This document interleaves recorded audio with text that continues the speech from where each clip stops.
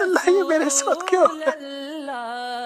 اس دنیا میں سب سے بہترین شخص وہی ہے جس کو اس بات کی سمجھ آ جائے کہ میرا اللہ اس کائنات کی ہر چیز پر قادر ہے، میرا اللہ غفور الرحیم ہے۔ جس انسان کو یہ سمجھ آ گئی وہ انسان اس دنیا اور آخرت میں کامیاب ہے۔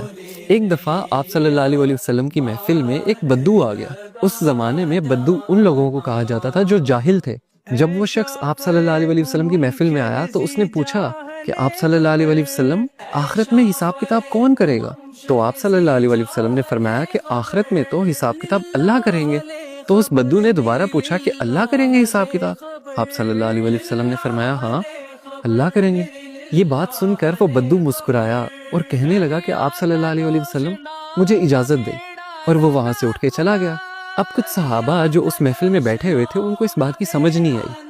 وہ اٹھے اور انہوں نے اس بدو کا پیچھا کیا اور اس سے جا کے پوچھا تم آپ صلی اللہ علیہ وسلم کی محفل میں آئے ہو، تم نے سوال کیا ہے کہ آخرت میں حساب کتاب کون کرے گا؟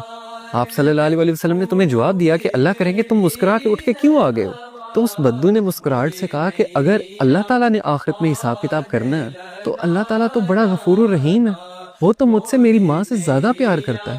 کیا میری ماں مجھے جہنم کی آگ میں جلا سکتی ہے؟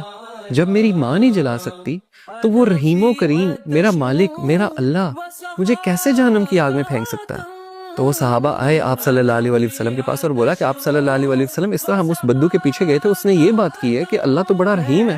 تو آپ صلی اللہ علیہ وسلم نے فرمایا کہ اگر اسے اللہ کی رحیمی پہ اتنا یقین ہے نا تو اللہ کبھی اس کو اپنی رحیمی سے مایوس کر نہیں سکتا، کیونکہ اللہ اپنے بندوں کے لیے بالکل ویسا ہے جیسا اس کا بندہ اس کے لیے گمان کرتا ہے۔